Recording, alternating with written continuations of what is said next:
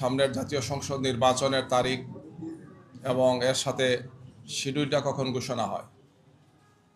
কিছুটা অনিশ্চয়তা ছিল, কিছুটা সন্দেহ সংশয় আমরা ছিলাম। তো আজকের প্রধান নির্বাচন কমিশনারের ঘোষণার মাধ্যমে সেই সংশয়ের অবসান হয়েছে। আগামী 2026-এর 12 ফেব্রুয়ারি আপনারা জানেন বাংলাদেশ জাতীয় সংসদের 300 আসন নির্বাচন অনুষ্ঠিত হবে। আমরা জাতির সাথে সাথে আমরাও মোবারকবাদ জানাচ্ছি এবং এই ঘোষণাকে আমরা স্বাগত জানাচ্ছি। আমরা মনে করি যে এর মাধ্যমে জাতীয় সংসদ নির্বাচন নিয়ে কোনো অনিশ্চয়তা থাকলে সেটা কেটে যাবে ইনশাআল্লাহ। এবং এর পাশাপাশি আমরা এটাও বলতে চাই যে জাতীয় সংসদ নির্বাচনকে সুষ্ঠু, সুন্দর এবং নিরপেক্ষ করার জন্য অনেকগুলো গুরু দায়িত্ব নির্বাচন কমিশনকে পালন করতে হবে। আমরা সে সমস্ত বিষয় নির্বাচন কমিশনকে আমরা অবহিত করেছি। আমরা আশা করব যে তারা সেই সমস্ত গুরুত্বপূর্ণ দায়িত্বগুলো পালন করবে। বিশেষ করে সবগুলো রাজনৈতিক দলের জন্য লেভেল প্লেইং ফিল্ডকে নিশ্চিত করা, অবৈধ অস্ত্র উদ্ধার করা এবং জাতীয় সংসদ নির্বাচনকে অর্থবহ করার জন্যে প্রশাসনিক এবং অন্যান্য যতগুলো দায়িত্ব আছে এই সবগুলো দায়িত্ব পালনে তারা সর্বোচ্চ দায়িত্বশীলতার পরিচয় দিয়ে তারা দায়িত্ব পালন করবেন। এক্ষেত্রে কোনো ধরনের কোনো দুর্বলতা আমরা আশা করব না, যাতে জাতির উদ্বেগ বা উৎকণ্ঠার কোনো জন্ম হয়।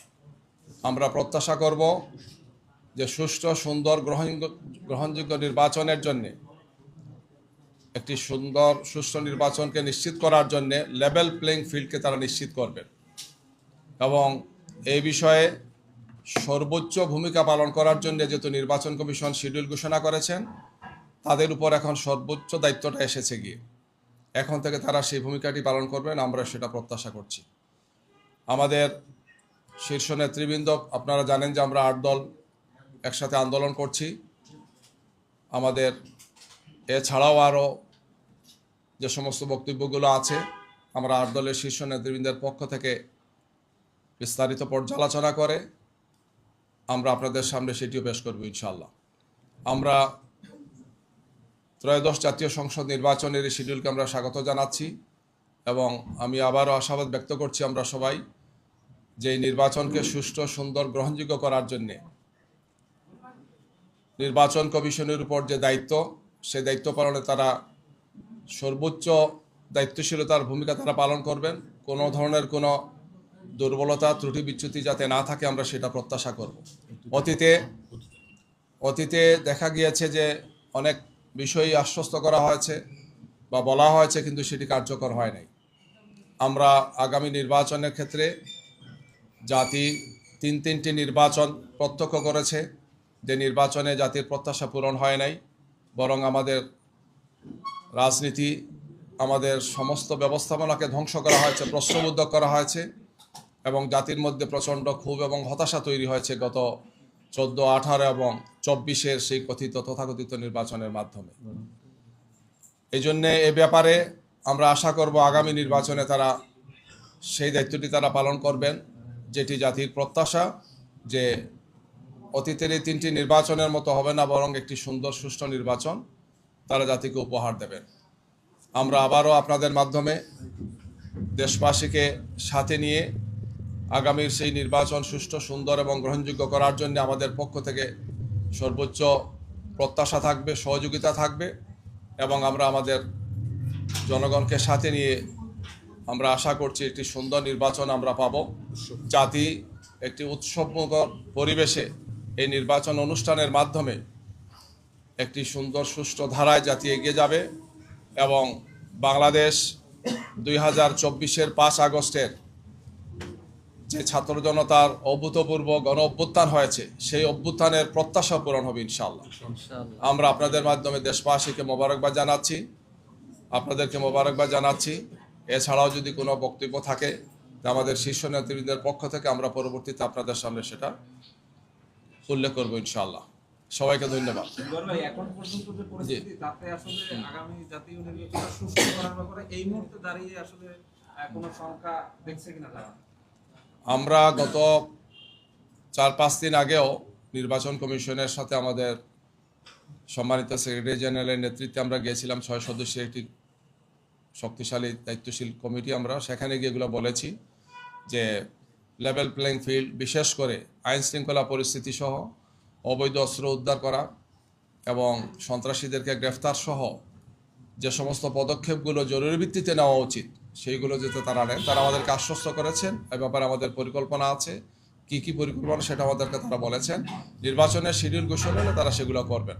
আমরা এখন এগুলো দেখব যে তারা এই সমস্ত বিষয়ে তাদের পদক্ষেপ তারা কি গ্রহণ করেন।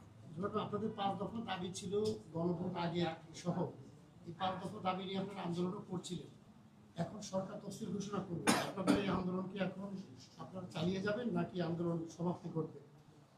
আমাদের দাবির যেগুলো আছে, বিশেষ করে জুলাই জাতীয় সনদের আইনি ভিত্তি, সেটা তো হয়েছে, এবং এর সাথে ছিল যে গণভোটটি আমরা আগে চেয়েছিলাম। আমরা সেই দাবি দিয়ে আসছি, আন্দোলন করছি। আমরা এখন যেটা চাইবো সেটা হচ্ছে যে এই গণভোটের মাধ্যমে যাতে জয়যুক্ত হয়, এই প্রচারণা এবং এই আন্দোলন আমাদের অব্যাহত থাকবে। আমরা দেশবাসীকে আমরা আহ্বান জানাচ্ছি, আমরা আহ্বান জানাতেই থাকব যে গণভোটে যাতে সংস্কারের যে প্রস্তাবগুলো যাতে ভোটটা জয়যুক্ত হয়, সেই প্রচেষ্টা আন্দোলন আমাদের অব্যাহত থাকবে, বক্তব্য আমাদের অব্যাহত থাকবে। একটা বিষয় হচ্ছে, আজকে থেকে বাংলাদেশ আনুষ্ঠানিকভাবে নির্বাচনে প্রবেশ করবে এবং এটি আপনাদের দীর্ঘদিনের প্রত্যাশা ছিল, যেহেতু আপনারা 3টি নির্বাচনে অংশ নিতে পারেন। নির্বাচনের পর তফসিল ঘোষণা করে একটা জিনিস সামনে আসছে, সব দলই মোটামুটি তাদের প্রার্থী ঘোষণা করে দিচ্ছে। জামাত এখনো প্রার্থী আনুষ্ঠানিকভাবে ঘোষণা করে, বড় দল হিসেবে এটি জাতি অনেকদিন ধরে প্রতীক্ষিত। আপনারা কবে তো আপনাদের মনোনয়ন ঘোষণা করবেন? আরেকটা বিষয়, যেহেতু আপনারা 8 দল ঐক্যবদ্ধভাবে আন্দোলন করছেন, সেক্ষেত্রে আপনারা কতগুলো আসন ছাড় দিবেন সেই প্রার্থী, মানে আপনাদের যারা আন্দোলন আছে? জামাত ইসলামের পক্ষ থেকে তো আমরা প্রাথমিকভাবে 300 আসনেই ঘোষণা দিয়েছি। আমাদের যারা আছেন তারা কাজ করছেন। কিছু পরিবর্তন হয়েছে, সেই পরিবর্তনগুলো বাস্তব বিভিন্ন কারণে হয়েছে, আমরা সেটাও আপনাদেরকে জানিয়েছি। এখন 8 দলের শীর্ষ নেতৃবৃন্দ বসবেন, সেটা আলোচনা চলছে এবং খুব শীঘ্রই বসে 8 দল চলমান, আমরা 8 দল যারা আন্দোলনে আছি তাদের পক্ষ থেকে প্রার্থী চূড়ান্ত হলে আমরা ঘোষণা করব, এবং সেটা খুব বেশি সময় লাগবে না ইনশাআল্লাহ। আপনাদেরকে আমরা জানাবো। এটা হয়তো আগামী সপ্তাহের মধ্যেই আপনারা আশা করি পেয়ে যাবেন ইনশাআল্লাহ।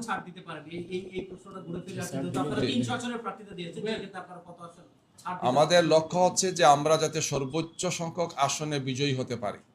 এই জন্য আমরা নেতৃবৃন্দ সেটা বিবেচনায় নেবেন যে যাকে যেখানে দিলে তিনি বিজয়ী হতে পারেন, আমরা সেই প্রার্থী দেওয়ার চেষ্টা করব, এবং সবাই মিলে সেই প্রার্থীকে বা সেই দলের যিনি থাকবেন তাকে পাশ করে আনার জন্য আমাদের সমস্ত শক্তি সামর্থ্য দেওয়ার চেষ্টা করব।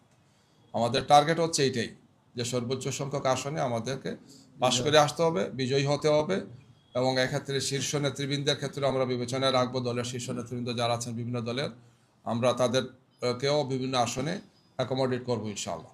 এই সবগুলো বিষয়ের এবং সব প্রশ্নের উত্তর ইনশাআল্লাহ আগামী সপ্তাহে আশা করি আপনারা পেয়ে যাবেন। সবাইকে ধন্যবাদ। আসসালামু আলাইকুম।